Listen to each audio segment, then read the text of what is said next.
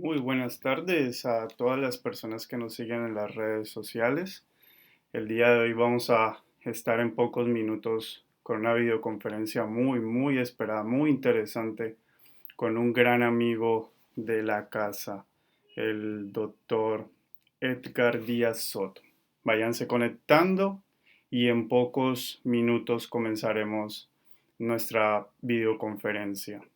Gracias a todos los que nos siguen, estaremos respondiéndoles dudas que tengan o preguntas de esta gran conferencia del doctor Edgar Díaz Soto, una mirada a la pandemia en los servicios de urgencia en la Ciudad de México.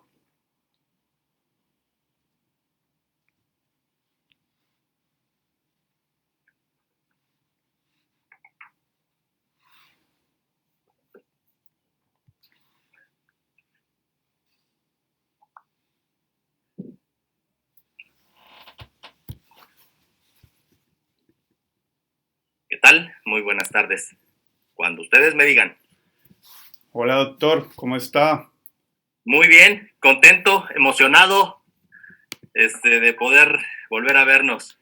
Qué bueno, un gusto tenerlo aquí en esta conferencia. Siento que estamos hablando con un amigo de casa. Me agrada muchísimo poder dialogar con usted un buen rato. Tenemos muchas personas que en este tiempo de pandemia han estado muy interesadas por conocer todos los días eh, todo lo que, todas las novedades que están surgiendo en distintos países y bueno, México, un amigo no iba a ser lejos diferente a todo lo que está sucediendo. Así que me encantaría, doctor, eh, comenzar.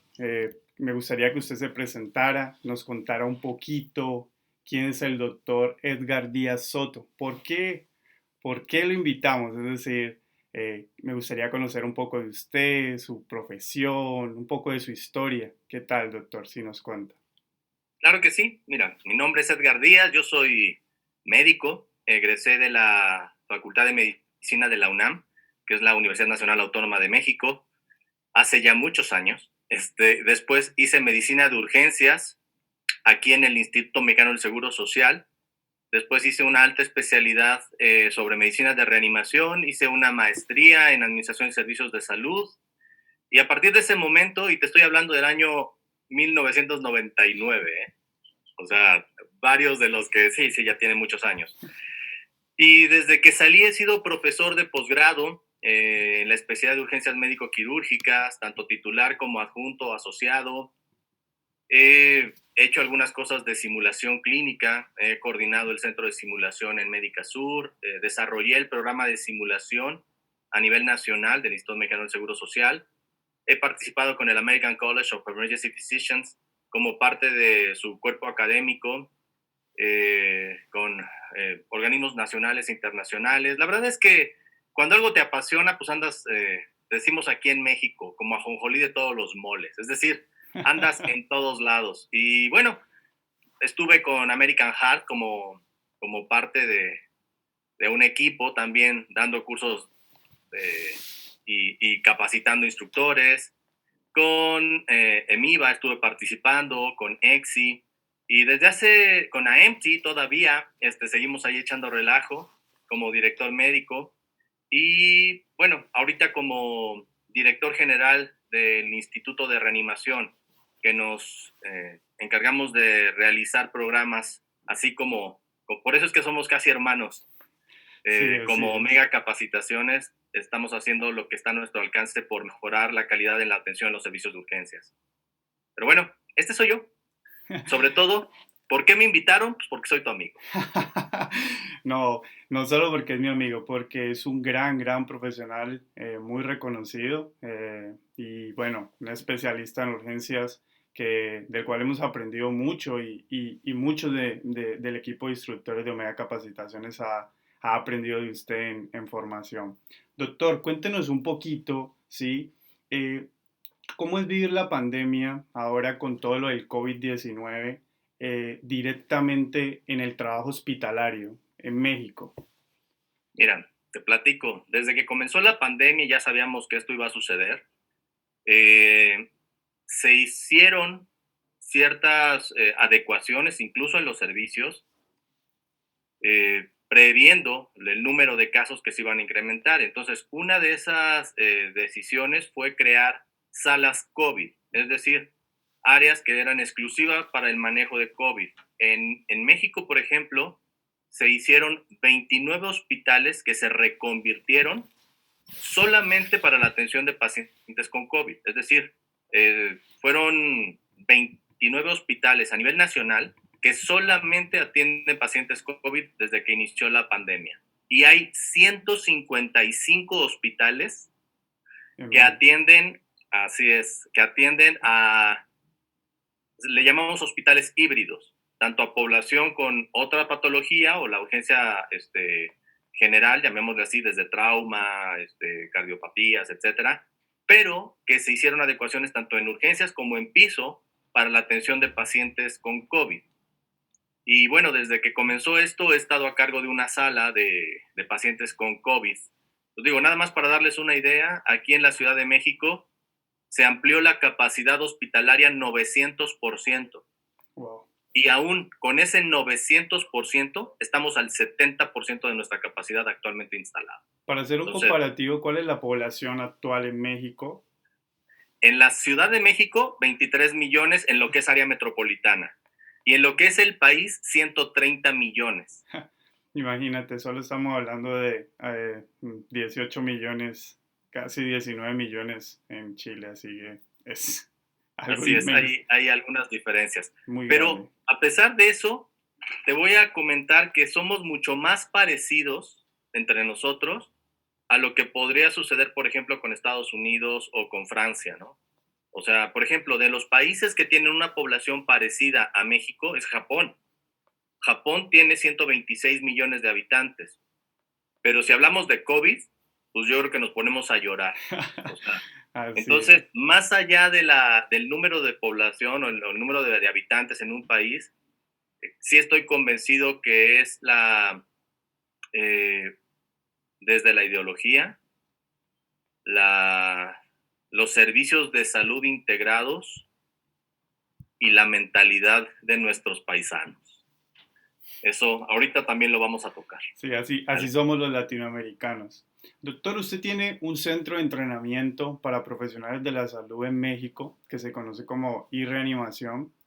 Así es. Nosotros también tenemos un centro de entrenamiento, mega capacitación, en el cual usted ha viajado, ha conocido, ha estado cerca de nosotros. Pero usted que está tan cerca del entrenamiento de los profesionales de la salud, ¿cómo siente que esta pandemia ha afectado el entrenamiento de los profesionales de la salud? Fíjate que centros como el nuestro, que se caracterizan por dar actividades presenciales, estoy convencido que somos los que más hemos tenido que reaprender y hacer una reingeniería de nuestros procesos, ¿sí? Eh, Nosotros cerramos las actividades presenciales desde el día 16 de marzo. O Wow. sea, nosotros no tenemos actividades presenciales en nuestras instalaciones desde el día 16 de marzo. Después de eso, yo solo di una capacitación basada en los programas de OPS para un par de empresas en lo que se refiere a equipo de protección personal. Y estuve también dando esa capacitación a nivel nacional. Entonces, desde esa fecha hasta este momento, todo ha sido digital. Es decir, todo ha Online. tenido que migrar a este tipo de plataformas. Y bueno, finalmente toda crisis genera oportunidades. Así es, creo que los Pero centros de bueno, entrenamiento han tenido que readaptarse, reinventarse y reaprender, como usted dice, para seguir entregándole a los profesionales de la salud todo tipo de entrenamiento. Estas videoconferencias creo que nos están uniendo y nos están haciendo entregar conocimiento. Y así doctor, es. pues de eso se trata. Me encantaría que pudiera compartir pantalla. Mucha gente que nos está viendo, y igual esta transmisión va a quedar grabada para subirla a otras redes sociales. Les gustaría que usted nos contara un poco más acerca de esta mirada en la pandemia desde México. Así que lo invito a compartir pantalla. Claro que sí. ¿Listo? Ustedes me dicen si ya se ve. Se ve muy bien, doctor. Todo suyo. Perfecto. Bueno, pues vamos a seguirle. Daniel, de verdad, muchísimas gracias por esta oportunidad y gracias a todos aquellos que nos ven del otro lado de la pantalla. Bueno, pues mi nombre es Edgar Díaz, ya lo había comentado, y yo soy el director general del Instituto de Reanimación. Nosotros nos dedicamos a poner un granito de arena, así como lo es Omega Capacitación, para la capacitación, entrenamiento, difusión de programas que puedan mejorar la calidad en la atención de los pacientes. Vamos a hablar sobre lo que es una mirada a la pandemia desde México. Entonces, de verdad, muchísimas gracias, Daniel, muchísimas gracias a todos por estar ahí. De verdad que ahorita, y bueno, me parece que nuestros países, tienes gente, me imagino, de Chile, Argentina, Colombia, ¿y de qué otros lugares te están viendo? Normalmente lo ven desde México, Perú, Argentina, nos ven desde, bueno, y también tenemos amigos que se enlazan desde Estados Unidos, así que creo que hay mucho latinoamericano. Pues vamos a ver cuáles van a ser los objetivos de esta charla, sobre todo analizar la situación que se vive en México con respecto a lo que es COVID, y me interesa al final generar una sesión de preguntas y respuestas. Cuando nos hablan de esta pandemia, digo, de pronto lo veíamos allá muy lejos, ¿no? En Wuhan, de pronto lo vimos en Italia, de pronto lo vimos en España, de pronto llegaron las noticias de lo que pasaba en Nueva York. Cuando se dieron las noticias sobre Nueva York, que estaba rebasado, yo creo que a toda Latinoamérica nos hicieron temblar en todos los sentidos, ¿eh? Porque de pronto a ver qué equipo tienen o tenemos nosotros y qué equipo tienen ellos. Hay una gran diferencia en cuanto a recursos. Y si el país más poderoso de este planeta se puso de rodillas ante un virus, bueno, pues ¿qué iba a suceder? O de hecho, ¿qué está sucediendo en nuestro país? Porque casi de inmediato tuvimos noticias de Ecuador, ¿no? Entonces, lo que comentaba, aquí en México se hicieron reconversiones hospitalarias, pero aún así, en algunos lugares, y me refiero localidades que eran rebasadas, o sea, ya no tenemos hospitales llenos al 100%.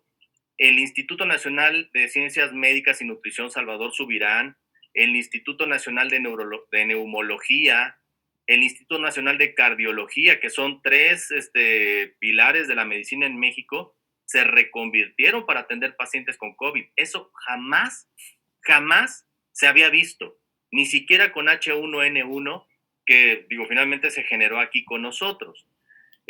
Voy a tocar de manera, quiero decir breve, pero espero no tardarme demasiado, en cuanto a los aspectos que tuvimos que ver desde el equipo de protección personal, cómo evaluar clínicamente a los pacientes y cómo manejarlos. Y es más, cuándo dejarlos ir de alta. Es una enfermedad para la cual no teníamos idea de lo que venía. De pronto la OPS y la OMS empezaron a actualizar sus lineamientos, tratando de prever lo que a todas luces iba a llegar a nivel mundial. Las guías que se dieron, por ejemplo, cuando fue ébola o cuando fue SARS o cuando fue, o sea, todas estas epidemias, en teoría nos habían hecho aprender algunas cosas. Sin embargo, poco a poco, y como lo vamos a ir viendo, creo que nos faltó aprender. El equipo de protección personal, que tiene como objetivo limitar la transmisión interhumana, reducir infecciones y prevenir transmisión tras eventos amplificadores, por ejemplo, lo que aquí en nuestro país, todavía ya estábamos a punto de entrar a la fase 2 y aún así se seguían haciendo eventos masivos, o sea, teníamos conciertos todavía y pagamos las consecuencias. No por nada la Ciudad de México es la ciudad con mayor número de muertes y de casos a nivel nacional.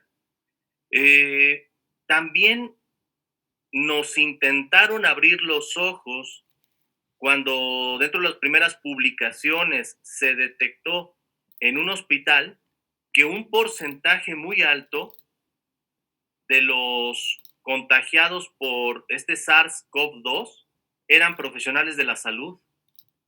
O sea, esto, digo, habitualmente no se veía porque, por ejemplo, cuando era ébola, cuando era este tipo de epidemias, digo, entrábamos encapsulados para ver pacientes, en fin. Y sin embargo, ahí en China, de pronto decían, oye, ¿qué pasó? Se dio la noticia de que afortunadamente era un virus que no tenía tanta letalidad, que sí era contagioso, pero no era tan letal. Y probablemente esto sirvió para que nosotros nos confiáramos. Pero de pronto incluso en los Estados Unidos, o sea, cuando se dice que 3,000 profesionales de la salud en China fueron contagiados y que hubo 22 decesos, de pronto estábamos espantados. Pues yo no sé cuando les pongan las estadísticas de México, cómo van a quedar ahorita, ¿eh? Cada, cada nombre, cada número es un nombre y cada nombre es una persona y cada persona es una familia que está siendo tocada por este virus, ¿sí? O sea, y de pronto cuando hablamos de tantos millones de contagiados a nivel mundial o tantos millones o tantos decenas de miles muertos, como que lo vemos como un número y dejamos de ver a la persona. Esto fue en abril, ¿sí? O sea, 1934 profesionales de la salud con COVID, 47% médicos, 35% enfermeros o enfermeras. Y de pronto hoy en México, o sea, el día de ayer que salió esta última estadística, tenemos 154,867 casos confirmados de COVID y tenemos 18,310 defunciones. Wow. Sí, sí, y por ejemplo, cuando nos damos cuenta que aquí en la Ciudad de México solamente hay 4,821 muertos y 2,109 en el Estado de México, lo que implica el área metropolitana, pues prácticamente estamos hablando de que una tercera parte de las personas que fallecen en mi país hoy están en el área metropolitana de la Ciudad de México, lo que le llaman la megalópolis. ¿Sí? Entonces, esto te pone como a temblar en muchos sentidos, pero cuando le pones nombre, él es Felipe Espíndola, fue mi alumno y falleció a principios de este mes. 40 años, previamente sano, con una familia, hijos, y que todos los días de lunes a viernes iba en la mañana a atender parte de la sala COVID a los pacientes con COVID. De pronto, un sábado empezó con malestar general, fiebre, el lunes dificultad respiratoria y el jueves falleció. O sea, una evolución que dices tú inesperada, ¿no? Tenemos solo en México 463 profesionales de la salud que han muerto a nivel nacional. O sea, ¿recordarán cuántos habían fallecido en China? 33. 463. ¿Sí? O sea, aquí en México, más del 20% de las personas positivas a COVID, más del 20% son profesionales de la salud. O sea, esto es para espantarnos, ¿eh? No me he metido mucho a las estadísticas en Chile, en Perú, en Argentina en cuanto a profesionales de la salud, porque es como información bastante restringida. Lo que sí sé es que Brasil no está tan distante a nosotros, ¿eh? Pero de ahí en fuera, no hay otro país que tenga tantos muertos como México. O sea, estamos hablando que México ya triplicó el número de profesionales de la salud fallecidos en Italia ¿Y qué decir de Estados Unidos? Digo, Estados Unidos, sí se murieron aproximadamente 80 profesionales de la salud, pero y eso ya lo consideraban una tragedia. 5 veces más que en Estados Unidos, 3 veces más que en Italia, y estamos al doble de España. Y les digo, hoy, con el único que no tengo los números como para decirles si estamos arriba o abajo, es Brasil.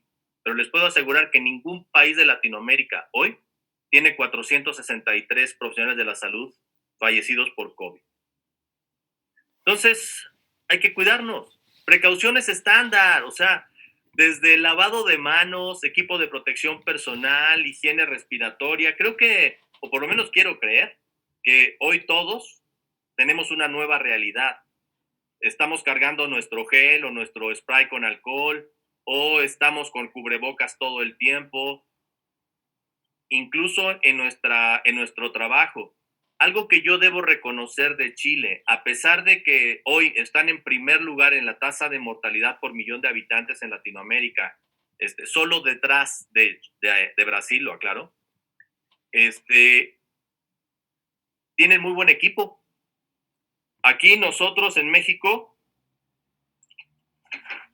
nos dan esto. Al ratito lo vamos a platicar y les voy a mostrar los guantes que nos dan, nomás para que se rían. Pero bueno, a nivel mundial, la higiene respiratoria, el estornudo de etiqueta. Digo, yo recuerdo a un colombiano radicado en Chile que estornuda aquí. Bueno, aquí a veces lo escucho cuando estornuda. La limpieza del ambiente, el hecho de que hoy tenemos hipoclorito de sodio en nuestras casas, o tenemos alcohol, o tenemos algún tipo de sanitizante todo el tiempo. Las precauciones son con base en contacto, es decir, sí la bata, los guantes, la precaución para gotitas. Por ejemplo, si yo ahorita estoy hablando, pues emito una cantidad de gotas pequeñas, que si estuviera alguien a menos de 1,5 metros de distancia, podría contagiarse por el virus si yo fuera un portador asintomático. Y si estoy generando aerosoles, que también hay estudios que demuestran que incluso al hablar o al respirar se generan aerosoles, y esto por favor hay que tomarlo en cuenta ya. El uso de los N95, que no son cubrebocas. El N95 es un respirador. ¿Por qué? Porque respiramos a través de él, no solo nos tapa la boca. El virus puede estar vivo en el ambiente hasta 3 horas, pero es un virus pesado y habitualmente cae al suelo y ahí ya no nos puede contagiar. Puede estar en metales como el cobre hasta 4 horas, por eso las monedas, tener cuidado, el cartón o la tela hasta 24 horas, por eso el cambio de ropa y sanitizar los billetes. El acero y plástico, que hoy lo tenemos en todo, incluyendo nuestro celular, que se ha convertido en uno de los más grandes comites a nivel mundial. La higiene de mano tiene que realizarse siempre. O sea, y el uso de guantes no sustituye en ninguna manera el uso de un buen lavado, ¿sí? Y tener en cuenta los 5 tiempos. Para profesionales de la salud, el lavado de manos se recomienda que sea durante 40 a 60 segundos. Si tú tienes un equipo que no es adecuado, se rompe, hay que cambiarlo. En cuanto puedas, hay que retirar ese equipo, pero con técnica adecuada. Otro de los errores que estamos viendo a nivel internacional es que nos contagiamos o nos contaminamos al momento de retirar el equipo y desecharlo de una manera adecuada. El uso de bata, como la que les comentaba, no es que no sirva, o sea, no es que no sirva, pero es que no tiene que ser lo único.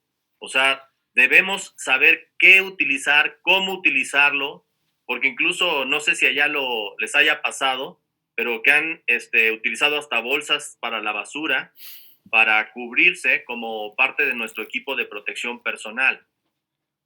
El uso de cierto equipo, por ejemplo, como las KN95, que desde mi perspectiva no son suficientes, o como una N95, o como esta, que finalmente es una R95, o con filtro, con válvula o sin válvula, o equipos adaptados, como lo son este tipo de careta, que son para buceo, pero que si le pones un filtro, finalmente puedes entrar a la sala, O idealmente, aquí está esta, con los filtros adecuados, por supuesto, y el equipo también de protección personal. Todo aquel procedimiento generador de aerosoles debe estar acompañado de un equipo de protección personal directamente proporcional o utilizarlo de forma exponencial a la seguridad que nos brinde, ¿sí? No podemos escatimar en esto. O sea, ya sea un N95 o un FFP2, o sea, dependiendo de si es americano o europea la certificación que tengan, el uso del equipo, insisto, voy a hacer énfasis en el retiro del mismo. Y para ello pongo este círculo en donde les digo que lo más importante también es que alguien te supervise. El problema no es que te contamines, el problema es que no te des cuenta que te contaminas, ¿sí? Afortunadamente, el virus SARS-CoV-2 es un virus muy lábil. Entonces, si tú por alguna razón te llegas a contaminar, con un poco de alcohol o con agua y jabón, con eso acabas con el virus. Insisto, más que suficiente, pero siempre, siempre hacer un retiro supervisado.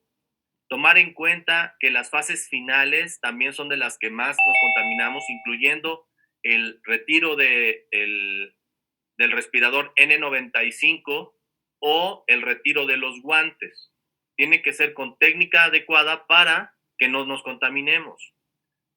Mi recomendación, y desde ahorita se los planteo, es que todos los profesionales de la salud que estén en áreas COVID, o sea, llámale una unidad de traslado, llámale un espacio intrahospitalario, tendría que utilizar un overall y también tomar en cuenta que el overall no nos sirve de nada si no seguimos reglas básicas en cuanto a su retiro o que de pronto también, digo, no sé si esto suceda allá, pero aquí me ha tocado ver gente ya con el equipo de protección personal puesta que se levanta para tomar agua, o sea, la protección, o que está comiendo con el equipo de protección, pues entonces ya no te sirve de nada, ¿sí? Entonces todo esto son parte de lo que debemos ir reflexionando para que cuando lo utilicemos realmente tenga su función. Hay algunas formas de reutilizar el equipo, sí, si quieren ahorita lo tocamos, incluyendo el sanitizar, por ejemplo, en bolsitas de papel o, por ejemplo, como ahí pongo el ejemplo, como ven en la imagen, un vehículo aquí en la Ciudad de México ahorita alcanza 71 grados de temperatura en su interior y el virus solo vive a 70 grados. O sea, si lo dejas ahí puede funcionar, puede ser. El problema es que deteriora el material, ¿sí? Entonces no podemos confiarnos a eso.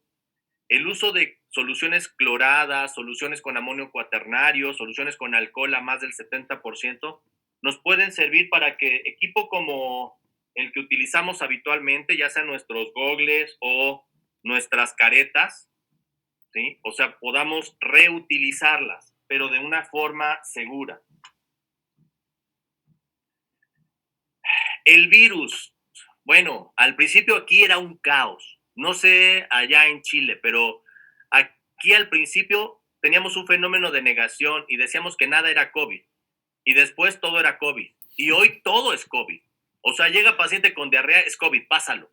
Oye, pero es que ayer fue a los tacos. Pues sí, pero tiene diarrea y es uno de los datos de COVID, pásalo. Oye, pero es que este paciente tiene una fiebre por, no sé, una fiebre neutropénica, pásalo. ¿A dónde? Pues a la sala COVID. Oye, tiene tos. Oye, sí, pero es que te dice que se atragantó cuando estaba comiendo y por eso viene. COVID. Tiene tos, pásalo a la sala COVID. O sea, hoy tenemos que cambiar ese tipo o tenemos que ser muy cuidadosos respecto a la sintomatología. Tomemos en cuenta que el 80% de los pacientes con COVID son portadores asintomáticos. El 15% tienen síntomas menores o moderados y solo un 5% presenta una enfermedad grave o crítica. Entonces, un paciente con síntomas leves, por favor, mándalo a su casa. Un paciente, siempre y cuando no tenga factores de riesgo, un paciente con una enfermedad moderada, ahorita vamos a ver un poquito de esto, pues puedes tratarlo y si no tiene factores de riesgo, vigilancia en casa. Si tiene factores de riesgo, evalúalo a fondo y considera si se debe quedar o no para una vigilancia porque puede evolucionar una enfermedad grave o crítica. La media en China, 47 años. En nuestro país, por lo menos, está bajando el promedio en la edad. ¿Por qué? Porque, digo, nosotros tenemos una población relativamente más joven que China y mucho más joven que Italia, incluso que España. Pero los porcentajes de ventilación mecánica que han llegado a ser del 2.3%, tomando en cuenta que China en su fase, bueno, de hecho, en casos confirmados, hoy tiene menos casos que México, y tiene menos muertos que México.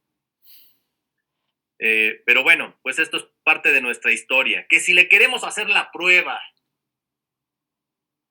hay un momento en el cual deja de ser útil la prueba. O sea, la prueba es perfectamente útil, una PCR, cuando estamos comenzando, y hay que hacérsela a todos los casos y a todos sus contactos.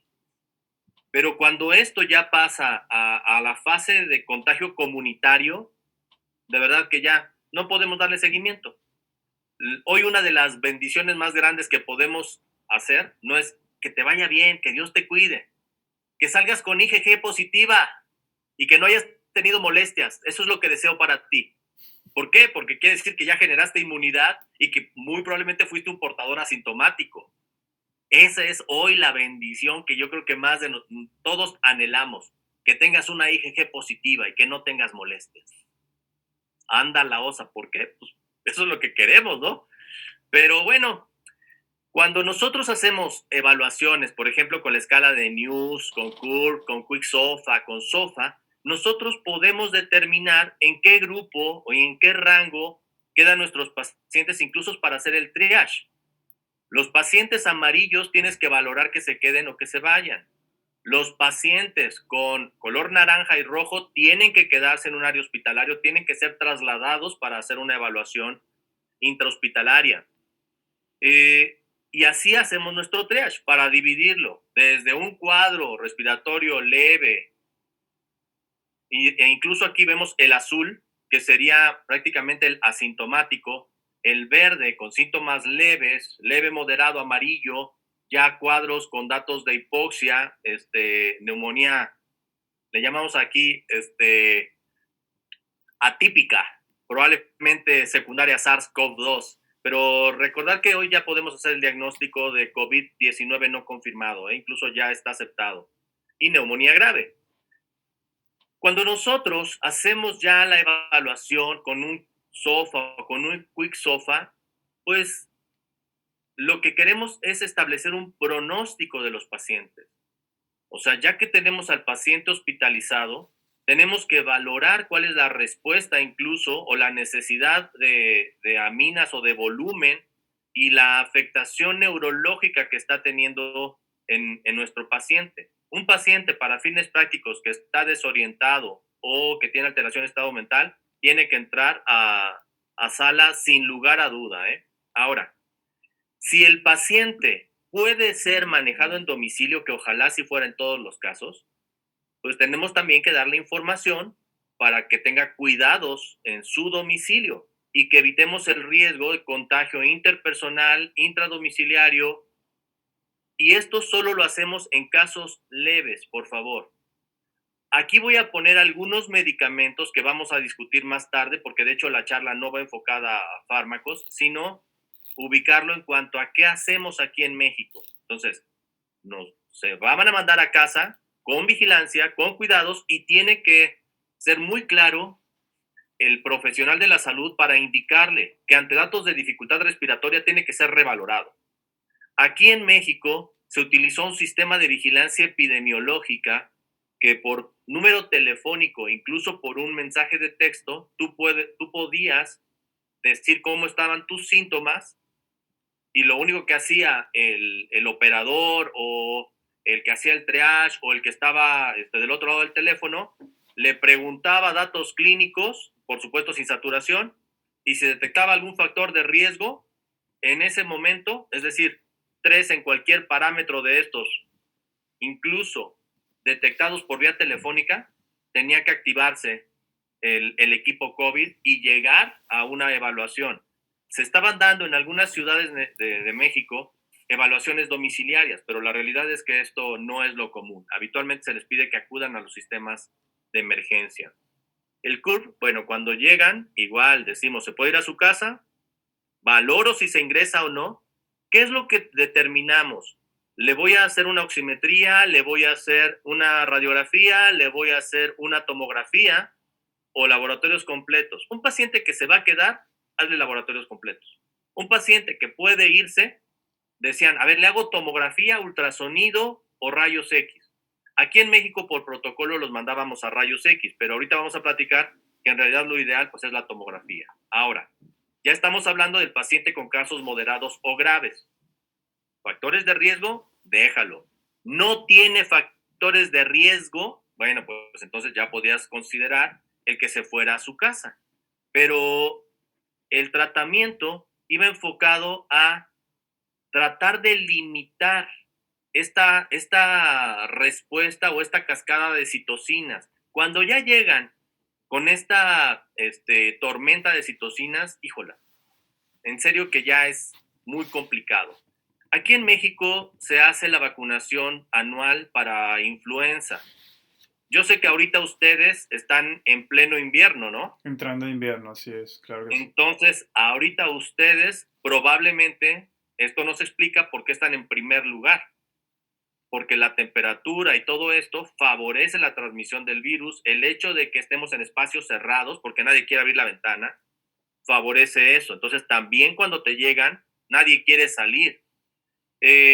Ayer salió el uso de la dexametasona, solo lo voy a tocar breve. Sí ha demostrado que mejora el pronóstico de los pacientes hospitalizados con casos moderados, graves o severos intrahospitalariamente. Por favor, no se debe utilizar de manera así libre. Aquí en México salió el aviso ayer y hoy en las farmacias el medicamento está agotado. O sea, aquí es libre es OTC. Entonces, sí tomar en cuenta el de los pacientes hospitalizados, nuestro SOFA, idealmente, y el Quick SOFA, para ver cuál es el pronóstico. Arriba tenemos el PAFI o índice de Kirby. Un paciente que tiene un PAFI de menos de 100, de verdad que, híjola, ve hablando con la familia. Se están haciendo pruebas para ver el lactato, se están haciendo pruebas para ver el ángulo de fase por bioimpedancia. La realidad es que muchos pacientes evolucionan bien. Lo que es la pronación, por ejemplo, está funcionando bien en el paciente despierto.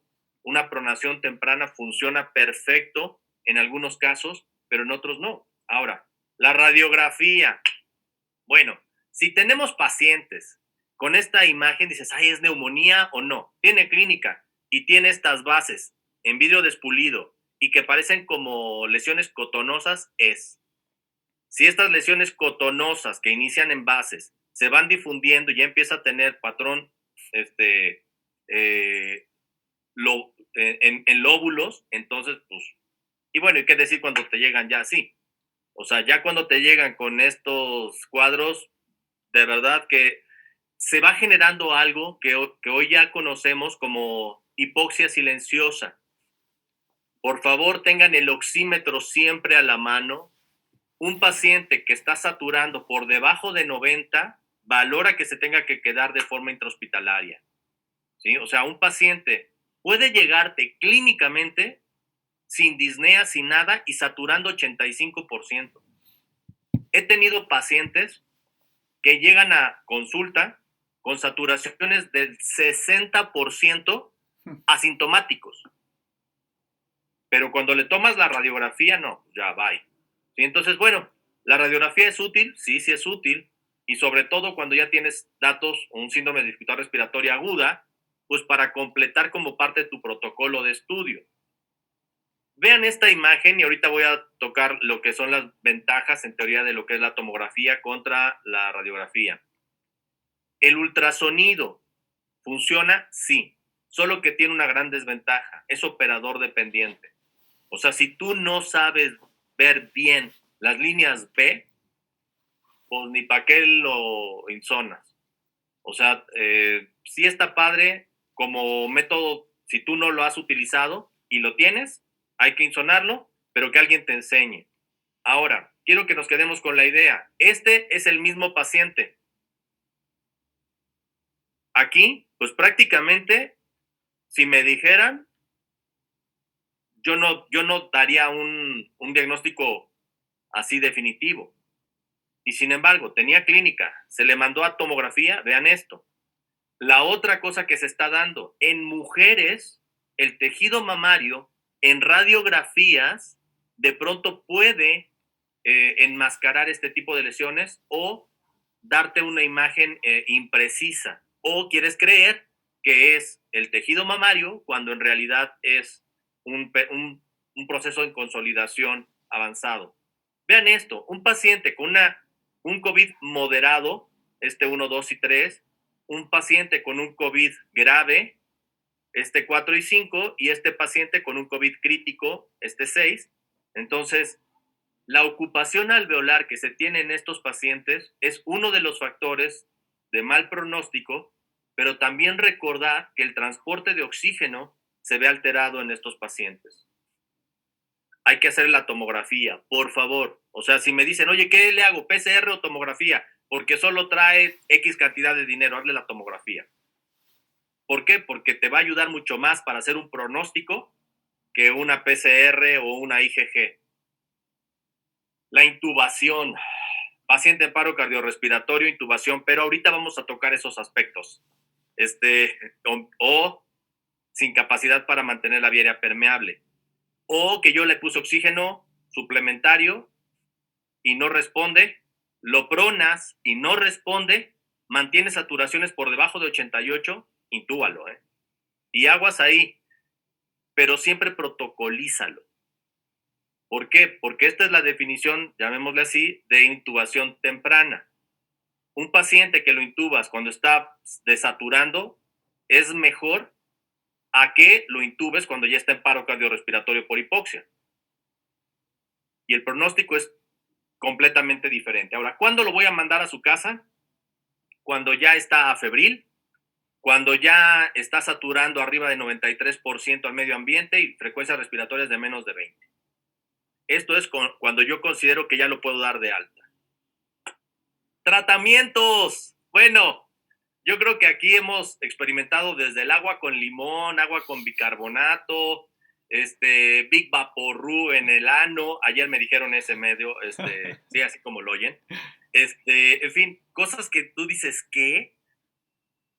Bueno, pues ahorita lo único que hemos dejado en realidad es la citromicina y el estudio que sigue sobre Remdesivir, que todavía no da buenos resultados, pero bueno, ahí lo dejo. Esto es lo que pasa en todos nuestros países. Vean esto. Chile, esta estadística es de hoy, es el que tiene, de los países que estudio, no meto a Brasil porque ese se cuece aparte, o sea, Bolsonaro no merece mi distracción. Pero Chile sí, o sea, ustedes me importan un montón. Entonces, de verdad que el tener un 8.2 de mortalidad por millón de habitantes, eso es un chorro para un país tan,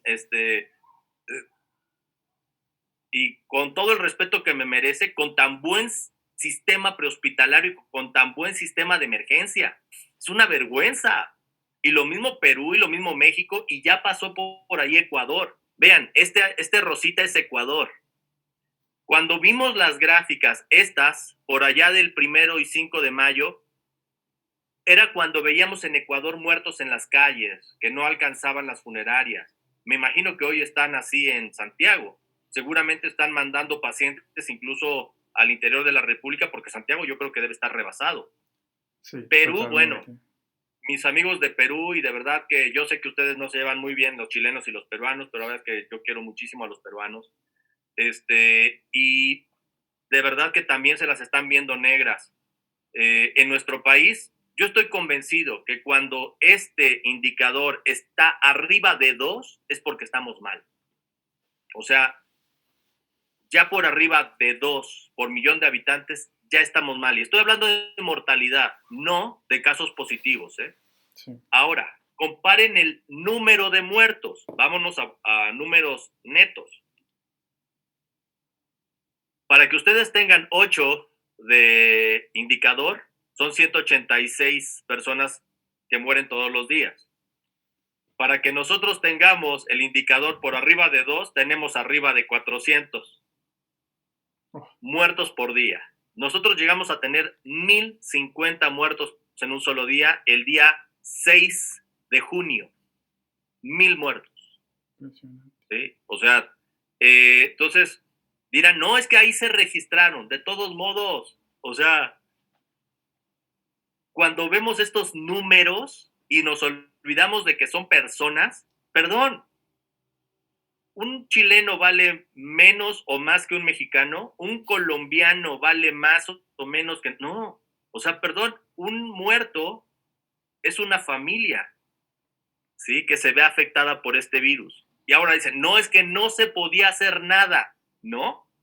Vean cómo está Costa Rica, ¿sí? Y me regreso a esta. Vean cómo está Costa Rica. Ayer tuve, no es cierto, el fin de semana tuve una charla para unos argentinos. Argentina apenas está comenzando con los casos, ¿eh? Ellos cerraron fronteras, ellos cerraron todo y ellos apenas van a comenzar. Pero de verdad que lo que estamos viendo a nivel Latinoamérica es algo, por lo menos que México, Perú, Chile, Ecuador debía darnos vergüenza, porque tuvimos tiempo suficiente para prepararnos. Ahora, nos debe quedar claro, el uso de guantes, cubrebocas, equipo de protección personal es indispensable, sí, pero hay que saber utilizarlo. ¿Cómo, cuándo y dónde? Hay que tener muy clara nuestra clínica para poder determinar si el caso es leve, moderado, grave o crítico. Escalas de valoración, Muse, Curve, SOFA, Quick SOFA. El manejo con oxígeno suplementario, mascarillas con reservorio, pero evitando generador de aerosoles, por ejemplo, los nebulizadores. Pronación temprana, intubación temprana, pero siempre un manejo integral de los pacientes. ¿De acuerdo? Y me gustaría, bueno, aquí les dejo estos QRs. Ahí pueden ver lo que son los recursos de la OMS y de la OPS relacionado con COVID. Ahí están mis redes sociales, ahí está mi correo electrónico. No tengo ningún problema en que me contacten. A veces tardo mucho en contestar, pero sí contesto. Y al final espero que ahí pongan también lo de mi página de Facebook, pero esto por respeto lo dejo en decisión de Daniel, porque digo, si esta es una transmisión por Facebook, pues 100%, aquí vamos a seguir. 100%, doctor, que lo sigan y usted también entrega cápsulas muy interesantes en su página de Facebook para que todos aprendamos bastante. Doctor. Bueno, pues mi amigo, no me queda más que dar las gracias, voy a dejar de compartir. Ahí está. Perfecto. Bien. Y vamos a tratar de responder algunas preguntas. Doctor, primero pues darle gracias, una presentación muy muy buena. Creo que toda esta parte de las tablas, de las escalas de evaluación le va a servir mucho a los profesionales de la salud que pueden ver este video y pueden complementar la dinámica de intervención que han estado llevando en todo este periodo. Doctor, usted habló algo acerca de que primero tuvimos unos datos los cuales nos estaban mostrando qué cosas podrían llegar a Chile o qué cosas podrían llegar a México. ¿Usted cree que la alta tasa de mortalidad de los profesionales de la salud tiene que ver un poco con un extremo de confianza? Yo creo que hubo 3 factores. Uno, el equipo de protección personal. O sea, cuando de pronto OMS OPS nos dice que era suficiente con tener cubrebocas de esto en un triage respiratorio, eso hoy, por lo menos yo te podría decir abiertamente que no era lo correcto. En un triage respiratorio, lo mínimo que yo recomendaría sería un N95, lo mínimo. Recordando que el virus pues entra por la vía respiratoria, gogles o por lo menos lentes, y si vas a utilizar lentes, con careta. ¿Sí? O sea, si utilizas estos lentes de protección, siempre con careta. Y si utilizas de estos gogles, igual siempre con tu N95, el lavado de manos, tal cual. Ahora, Si vas a entrar a una sala COVID, definitivamente yo te recomendaría esto. Es lo mejor que yo he encontrado hoy para entrar a una sala o, por ejemplo, donde se realizan procedimientos generadores de aerosoles. Entonces, el primero es el equipo de protección personal y su uso, ¿sí? Es decir, el primer factor es ese. El otro, bien lo mencionas ahorita, el exceso de confianza incluso entre los profesionales de la salud. Podemos decir hoy que efectivamente ser profesional de la salud es un factor de riesgo, por lo menos en México, como para que el 20% de los casos positivos sean profesionales de la salud, eso es muchísimo. Y eso quiere decir que somos una población vulnerable. No somos los de más de 65 años. O sea, en mi país, de verdad que esto está de locos. Pero también este exceso de confianza, lo que te digo que seguíamos viendo médicos, enfermeras, paramédicos, comiendo afuera de los hospitales, comiendo en los servicios. O sea, ese exceso de confianza que tenemos la mayor parte de nosotros, y lo digo abiertamente, aquí en México, si han tenido oportunidad de ir a la Cruz Roja, por ejemplo aquí, si te llega un novato con un lente como este, o sea, unos goles como este, dices, qué marica, ¿qué le tienes miedo? O sea, no, a ver, guantes, ¿para qué quieres guantes? La sangre, de verdad que caemos en este exceso de confianza. Y la otra, que se está demostrando, por lo menos desde mi perspectiva, es el tipo de servicio en el cual estamos, y me refiero a los edificios o a las unidades. Saber que, por ejemplo, en una ambulancia no puedes prender el aire acondicionado cuando traes un paciente con COVID. O sea, por favor no lo hagan porque el virus va a estar revoloteando y debes traer tu mascarilla puesta. Y sabemos que las ambulancias en toda Latinoamérica pues no tienen filtros, aparte el aseo que le hacen son aseos de superficies y no incluyen los sistemas de ventilación del aire acondicionado en las ambulancias. Eso sería un gran error. Exacto. La otra, los servicios de emergencia. Perdón, pero aquí en México no tenemos servicios de emergencia con flujo laminar. O sea, los servicios de emergencia aquí son áreas completamente cerradas y los ventiladores son de los que rebotan el aire para todos lados. Yo estoy convencido que estos tres factores son los que han hecho la diferencia, la lamentable diferencia en esta mortalidad en los profesionales de la salud que no debíamos tener.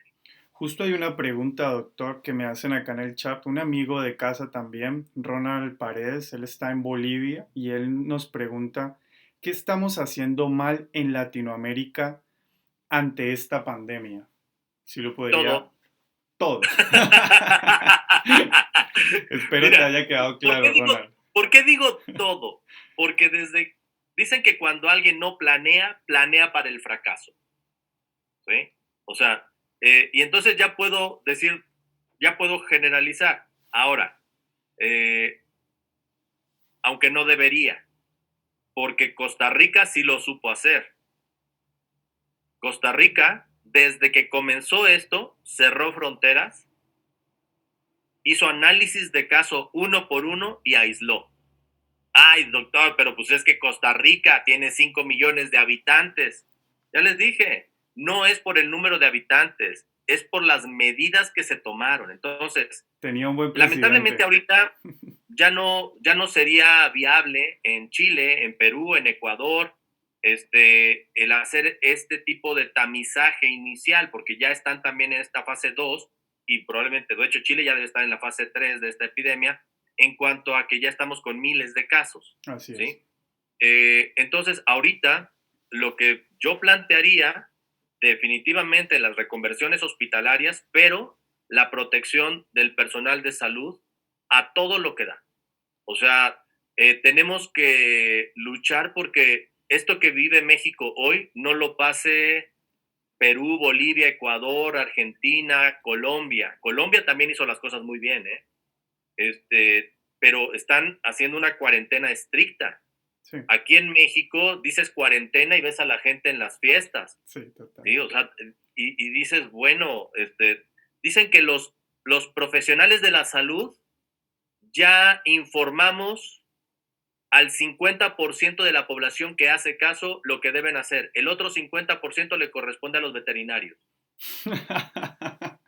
Esa es una muy Es- buena conclusión. pero Doc, bueno, tenemos otra pregunta. Este es un amigo que usted también conoce, Sebastián Small. Él está en el sur de Chile, en la isla de Chiloé, Castro, exactamente. Él pertenece a uno de los servicios prehospitalarios del SAMU. Y él nos pregunta, primero lo saluda porque lo conoce, fue alumno tuyo en los programas de MIA en el hospital de Puerto Montt en algún momento. qué padre, Y pues te, y hay que te, ir. te pregunta, con respecto al manejo de la vía aérea, ¿qué opina usted sobre el uso de paralizantes antes que el inductor frente a una secuencia de intubación rápida? Bajo ninguna circunstancia hay que poner un paralizante antes de un inductor. O sea, ahora, incluso, y tomar en cuenta lo que es una secuencia rápida de intubación, una secuencia rápida de inducción, eh, de lo que podría yo aportarles, tal vez en este sentido, porque incluso las cajas estas de acrílico que se están generando, deja al paciente con una buena sedación, pero desde que tú ya estás pensando intubarlo, el aspirador a todo lo que da cercano a la boca del paciente. Perfecto. O sea, el aspirador a todo lo que da, incluso con cánulas fenestradas, para que todo lo que pueda nebulizar el paciente por ahí se vaya.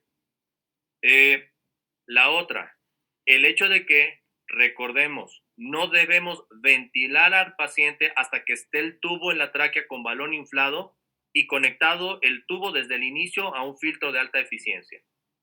¿Sí? O sea, porque de pronto la otra técnica, que es pinzar el tubo, no es del todo viable. Mejor le conectas el filtro EPA ya y después ahí conectas el ventilador. Y ya evitas la generación de aerosoles a través del tubo. Pero volviendo al punto, el uso del aspirador a todo lo que dé cercano a la boca del paciente está demostrando que todas las partículas que se generan las va jalando el aspirador. Y lo han hecho incluso con el ejercicio de la caja, porque la caja por sí sola no protege, ¿eh? Y puede hacer más difícil el abordaje de la vía aérea. La Entonces, habilidad, eso, la habilidad que tenga el profesional, realmente tiene que practicar mucho con estas cajas, ¿no? así es, y de preferencia una videolaringoscopia. Ahora, por Perfecto. ejemplo, en el hospital en donde estoy, pues digo, el videolaringoscopio lo llevo yo, pero el hospital no lo tiene y lamentablemente en muchos lugares no lo tenemos. Así es. Entonces, el que practiques siempre una buena técnica para que recordar que no tienes que estar así del paciente.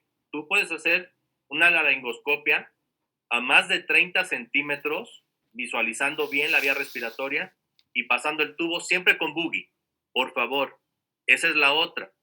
El uso del boogie o bougie es indispensable para estos pacientes. ¿Por qué? Idealmente, el boogie, incluso con ventilación, el ported como tal, puede darte una ventilación aun si el paciente cae en apnea.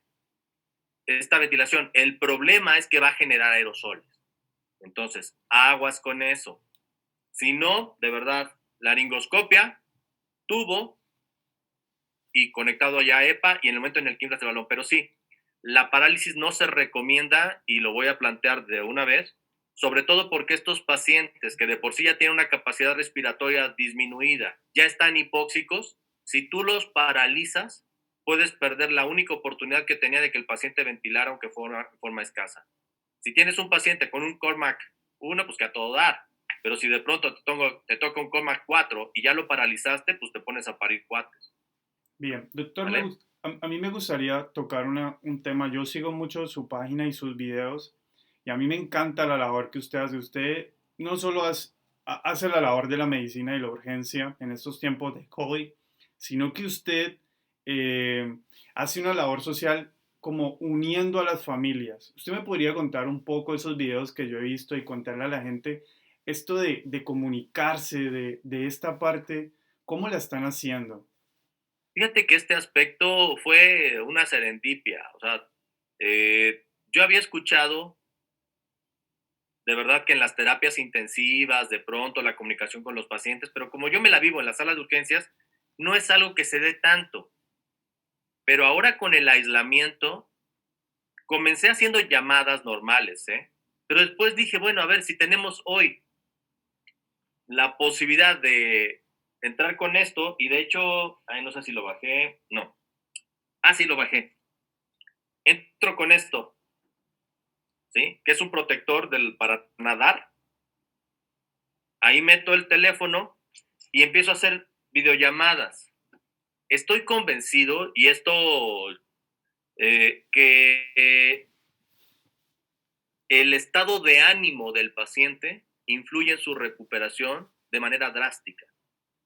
Entonces, cuando yo hago las videollamadas, y los invito para que lo estudiemos, la saturación de oxígeno, 2 o 3 minutos de haber terminado la videollamada, y yo no sé si sea por endorfinas o por lo que sea, la saturación sube y el pronóstico es completamente diferente. Creo que a todos los que estamos en áreas de emergencia nos queda claro que hay pacientes que se dejan morir, ¿sí? O sea, hay pacientes y que tú ves, o sea, cómo se van apagando. Pero cuando el paciente tiene ese por qué seguir adelante, el pronóstico cambia. Entonces sí los invito para que hagan videollamada de los pacientes porque son zonas aisladas. Y la muerte del paciente con COVID es una muerte súper solitaria. Bueno, sí, justamente acá también hemos visto que algunas empresas han hecho campañas de donación. Hace poco en las noticias vimos la donación de aproximadamente 300 a 400 tablets para hospitales pediátricos para tener esa comunicación entre madre e hijo y es bastante interesante que hagamos conectividad, ¿no? Eso humaniza la atención. Fíjate que algo que, como bien dices, en el momento en el que el ser humano que se dedica a esta profesión, es decir, como profesional de la salud, se olvide que está atendiendo a otro ser humano, vamos a perder lo más importante. O sea, eh, Osler, si mal no recuerdo, que es William Osler, que está considerado como uno de los padres de la medicina moderna, dice que un buen médico cura una enfermedad, un gran médico cura al paciente que tiene una enfermedad. Doctor, y creo que va a ser las dos últimas preguntas. Tengo una relacionada con la salud mental de los profesionales de la salud. ¿Alguna recomendación o estrategia que estén haciendo ustedes en su hospital frente a la salud mental? Sí, en definitivo, sí, ya tenemos servicios de apoyo. O sea, hay un número para apoyo psicológico y al cual uno tiene libertad de hablar, te pueden escuchar, etcétera. De lo que yo he hecho y se los comparto, pues una de las razones para hacer las videoconferencias es esa. Son como les digo que la mejor estrategia para estar sano mentalmente es conseguirse un amante.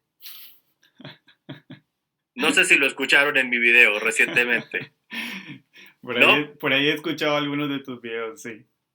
Bueno, ese amante no tiene que ser una persona, o sea, tiene que ser algo que te haga despertar alegre de tal forma que puedas seguir adelante. Y me refiero a que encuentres un libro, una película, música, tiempo para meditar, aquellos que tengan fe religiosa en algo, apego a ella, aquellos que no tengan una fe religiosa, entonces encontrar el porqué de las cosas y disfrutar cada día. O sea, una de las técnicas que les puedo recomendar es de verdad dar gracias. Gracias porque somos nosotros los que estamos ayudando y no los que estamos requiriendo ayuda. O sea, gracias porque tenemos vida, gracias porque incluso podemos ver, escuchar, tener este tipo de comunicación. O sea, el hecho de que alguien pueda ver este video quiere decir, gracias a Dios, que tiene una computadora o una cosa para poder verlo, que está bien, que está en casa o en su trabajo. Entonces hay que dar gracias. porque de pronto nos olvidamos de lo que tenemos por lo que acabamos de perder, ¿sí? Y eso es parte de un duelo y fenómenos de negación, como mecanismos de defensa. Pero de verdad que sí es indispensable y sobre todo, si tú empiezas, así como el COVID, si tú empiezas con cierta sintomatología o empiezas a tener cierta molestia, tanto incapacita la fiebre como la depresión, ¿eh? Sí, Entonces, hay que estar alertas y hay que, a ver, a mí no me da vergüenza decirte, oye, Justi, traigo 38, tráeme un paracetamol, por favor. así. Pues lo mismo, oye, Justi, estoy triste, cabrón, no sé qué tengo, ¿qué hago? ¿Sí? Entonces, el tener eso abierto, incluso también, pues el considerar qué hacer si de pronto nos toca COVID, Eso podría pasar. Y, ¿vale? doctor, bueno, todos los que conocen al doctor García, yo nunca lo he visto enojado. Siempre, desde que lo conozco, me ha enseñado ese lado positivo. Cuando algo salía mal, él buscaba cómo arreglarlo, le buscaba el lado bueno. Me gustaría que cerráramos esta videoconferencia para todos los latinoamericanos el día de hoy, doctor, con uno de esos mensajes positivos que usted sabe dar. Pues miren, lo único que sé es que este es el único mundo que tenemos. Y no es que a mí me guste ver el mundo rosa, no. De hecho, me gusta crear un mundo en el cual me gusta vivir. Y estoy trabajando todos los días por hacerlo, porque esto no es gratis. Aquí no sé si llamarle político o pensador mexicano, decía que esta tierra no nos la heredan nuestros padres, la cuidamos para nuestros hijos. Entonces debemos hacer algo por el bien de este lugar y dejarlo mejor que como lo encontramos. Si tú llegas a una cafetería, de verdad, intenta generar un ambiente agradable. Si tú llegas a tu trabajo, intenta generar un ambiente agradable. Si tú llegas a tu casa, dale gracias a Dios que tienes casa. Entonces, eh, sí me quedo con nosotros creamos el mundo en el cual queremos vivir, pero no es gratis. Tenemos que hacerlo de forma consciente y darle gracias a Dios, a la vida, al universo por lo que tenemos. Y pues aquí estoy para servirles. Bueno, doctor, muchas gracias por este rato que pasamos conectados en redes con todos los latinoamericanos que nos ven y que, bueno, sé que esto les ayudará muchísimo, sacar muy buena información. Estos videos van a quedar en línea para que puedan revisarlo y bueno, complementar todo lo que hacen. Doctor Edgar, mil infinitas gracias por tomar de su tiempo. Sé que es muy ocupado, pero siempre tiene un lado amable para brindar y entregar conocimiento a todos, sin importar lo que pase. Muchas gracias por estar con nosotros. Gracias, Daniel. Gracias a Omega Capacitaciones por esta invitación. De verdad que compartimos valores, compartimos cosas. Y también para despedirme, a este mundo venimos a aprender, a enseñar y ayudar. Gracias, doctor. Bueno, ahí tuvieron a el doctor Erga Díaz Soto, un gran profesional que siempre está con nosotros en todas las actividades de entregar conocimiento. Quiero invitarlos para que nos sigan próximamente. Vamos a estar el 4 de julio con otra videoconferencia muy interesante. Ya estuvimos desde España, desde Nueva York, desde Miami, ahora desde México y prontamente vamos a conocer cuál es la realidad de los sistemas médicos desde Canadá. Así que vamos a estar con Edwin Enciso, un paramédico colombiano que emigró a Canadá y logró ejercer esta valiosa y gratificante profesión. Así que él nos contará un poco, así que síganos en las redes. No antes invitarlos a que participen en nuestros cursos de entrenamiento. Estaremos el 2 de julio con un grupo de instructores internacionales muy interesantes de Estados Unidos, Panamá, Colombia, Argentina, México y Chile, brindando el curso AHDR de Naen. Así que un gusto que estén con nosotros. Estaremos el 11 de julio con instructores desde México, Argentina, Chile y Colombia, realizando curso de JENS, curso de entrenamiento en educación geriátrica. El 25 y 26 de julio estaremos nuevamente con otra fecha del exitoso curso EMPAC con instructores desde Ecuador, Colombia, Argentina y Chile, siempre uniendo conocimientos.